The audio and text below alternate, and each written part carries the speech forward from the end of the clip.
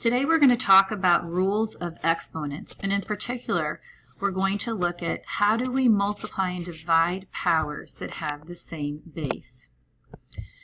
I want you to follow along in your notes as we go through this lesson, so please make sure you have your purple packet out and you are ready to go, and turn to page 9. If you need to, hit pause until you get the packet out and you're ready to go. Alright, so on page 9 at the top, it talks about some vocabulary. And what is a power? Well, a power is the result of a repeated multiplication of the same factor. A power can be expressed using a base or an exponent. So an example of that is like what you see on this screen. 4 is the base and 5 is the exponent. And you already know that what that means is 4 to the 5th power means you have 4 multiplied by itself 5 times. So that's called a repeated multiplication. And so this is the power, or we refer to it as the exponent. And the whole number at the bottom here is called the base. So if you want to fill in your vocabulary, again, power is the result of a repeated multiplication of the same factor. Base is the number or expression that is used as a factor in a repeated multiplication. So these are the factors, the things that are multiplied together. That's the base. And the exponent, excuse me, is a number or expression that shows how many times the base is used as a factor in a repeated multiplication. So this exponent here tells us that the base 4 is repeated 5 times. So what we're going to do today is we're going to look at some patterns that happen with exponents and see if we can develop some rules for multiplying and dividing exponents. So in the table at the bottom of page 9, let's see if we can find a pattern that's happening. So first we have the expression 2 squared times 2 to the 4th. So we know 2 squared means 2 times 2. And then we know that 2 to the 4th power means we have 4 2's multiplied together. So all together, if we look at it, we have a total of 6 2's multiplied together, and I could write that as 2 to the 6th power. So what I want you to do as we go through this is see, can you find a pattern between what's happening over here in the expression and our final answer? Let's look at the next one. 3 cubed times 3. Well, that means we have 3 3's times another 3. So how many 3's do we have? 4. So a way I could write that, because I have 4 3's multiplied together, that's 3 to the 4th power. Now why don't you fill in the next row and see if you could fill in the bottom row where we have a variable. Hit pause and then hit play when you are ready. Okay, so if we look at the next row, 7 squared times 7 cubed, I have 2 7's and then another 3 7's. This is 7 squared, this is 7 cubed, so altogether I have a total of 5 7's, which when I multiply them all together, it's 7 to the 5th power. Hopefully you figured out when you have a to the 4th times a to the 5th, you have 4 a's multiplied together times another 5 a's, 1, 2, 3, 4, 5, which gives you a total of 9 a's multiplied together, and that would be a to the 9th. So because we're watching this video, we're not going to discuss with our neighbor, but what do you see as the pattern? Could you develop a pattern of what's happening when you are multiplying these things together where they have the same base? What are we doing with the exponents? Again, 2 squared times 2 to the 4th gave us 2 to the 6th. 3 cubed times 3 gave us 3 to the 4th. So hopefully you have in your mind an idea of what the pattern is that's going on.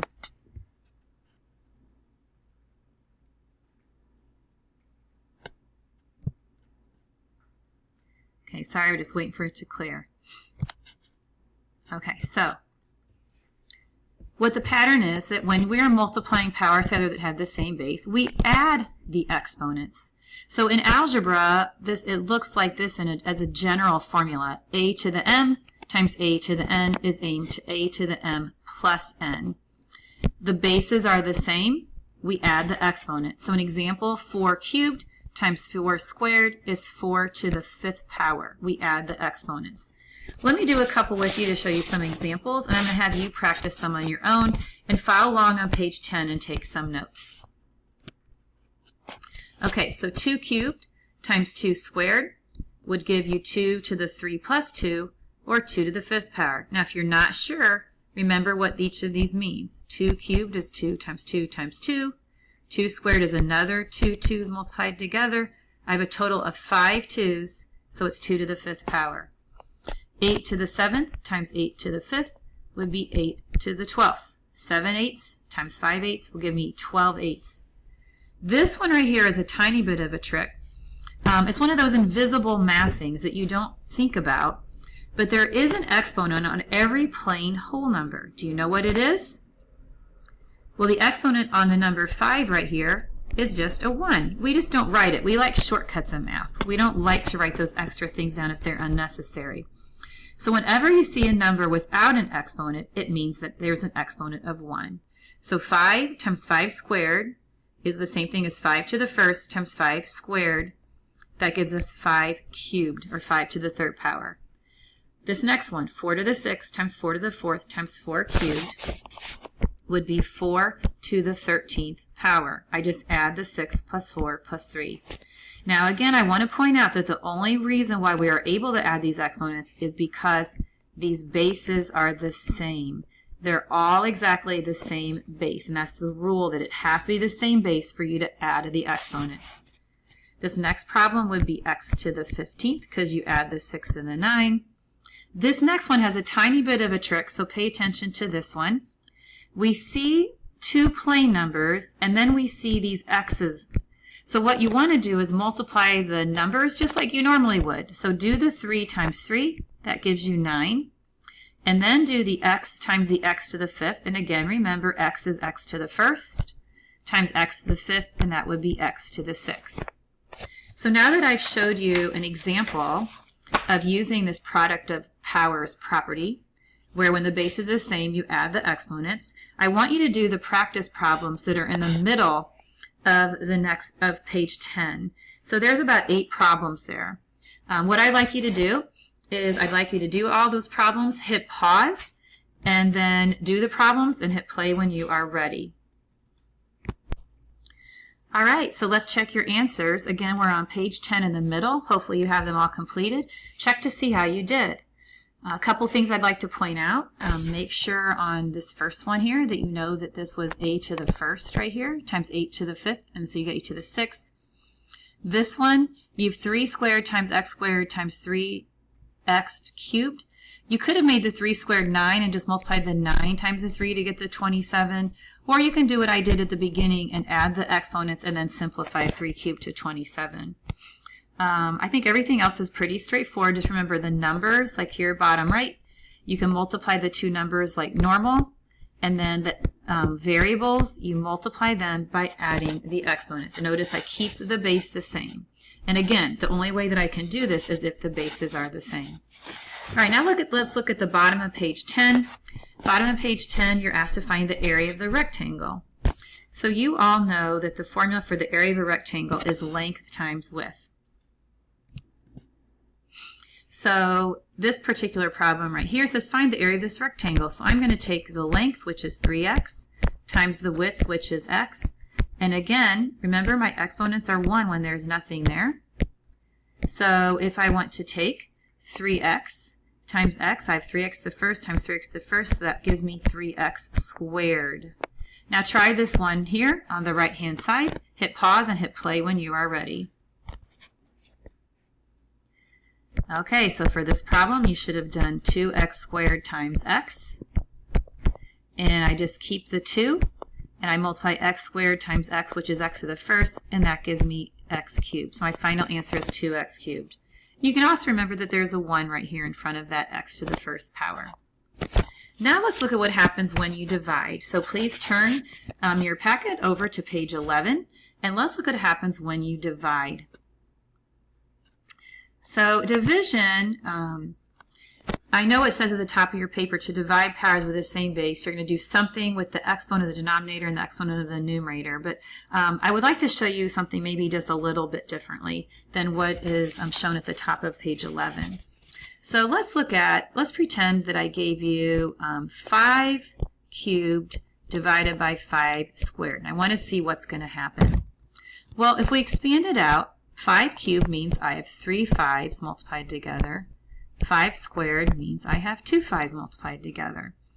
And we've learned from the past that we can cancel out common factors when they're one above the other in a fraction. So I can go ahead and cancel out a pair of 5s here, a pair of 5s there, and I'm left with 1 5 in the top and just nothing in the bottom, which is like a 1, and so my answer would just be 5. So if you look at this idea, think about it with the exponents. I had 3 5s on the top and 2 on the bottom. So I know I'm going to have 1 left on the top because 2 on the top are going to cancel with 2 on the bottom. So I'd like for you to think about when you're dividing powers that have the same base, I'd like for you to think of them as canceling. Now another rule that we can use, which is at the top of page 11, is when you do have the same base, you can just subtract the exponents. So if I have 5 cubed divided by 5 squared, it's the same thing as 5 to the 3 minus 2, or 5 to the first power. So you can use either one, but I tend to find that it's easier for students to think about it as canceling instead of subtracting. Let's look at it both ways. Let's look at this first example, 7 to the 6 divided by 7 squared. So think about it this way. If I had 6 7s across the top, 1, 2, 3, 4, 5, 6, 2 7s on the bottom, these 2 on the bottom cancel with 2 on the top, and I have 4 left on the top, so my answer is 7 to the 4th power. Again, we could follow the quotient of powers property, which says that we can just subtract the exponents. So this is the same thing as 7 to the 6 minus 2, or 7 to the 4th. So you can think of it as either way, as canceling out or subtracting. But as we go along and get into some harder problems, I think the canceling out is a little bit easier. Let me show you a couple more. This one, think if I have 8 on the top and 5 on the bottom of these 10s, 5 of the 10s on the bottom will cancel with 5 of the 10s on the top. How many 10s will I have left on the top? I'll have 3. So this will be 10 to the 3rd power over 1, because there's nothing left at the bottom, or just 10 cubed. Again, we can think about it as subtracting. When I divide, I can subtract the exponent, so it's 10 to the 8 minus 5, or 10 cubed. This one right here, if you think about it as subtracting, you'd have m to the 4 minus 1, which is m cubed as your answer. Or again, think about canceling. If I have 4 m's on the top and 1 on the bottom, like this, 1 on the bottom will cancel with 1 on the top. I have 3 m's left in the top. Finally, this problem here, 4x to the 8th over 10x squared. The numbers here, just simplify them as you always would. To reduce or simplify the fraction 4/10, you could divide the top and the bottom by 2. And so you'd have 2 over 5. And then if you think about it with the variables, I have 2 x's in the bottom, 8 in the top. So if I cancel 2 in the bottom with 2 in the top, I have 6 x's left in the top. And that would be my final answer. All right, now that I've showed you those, hit pause and hit play when you are ready. I would like for you to do the bottom or the middle section where it says practice problems, and then even try some of the ones on the bottom. So the whole rest of the page, give them a try, and then I'll go through the answers when you are ready. Hit pause. Thanks. Okay, I don't have too much time left to record this lesson, but let's check your answers. You can hit pause and check at your convenience. So here's the answers that are from the middle of the page under where it says practice problems.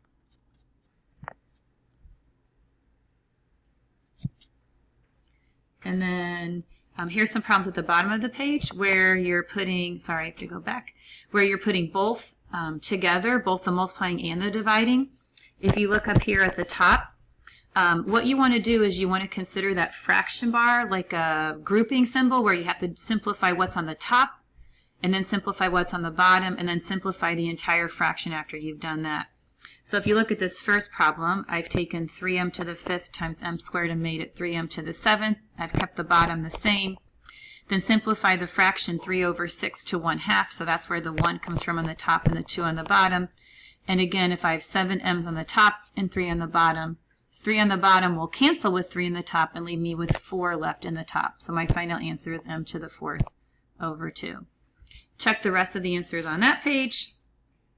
And then here's the final answers on this page right here.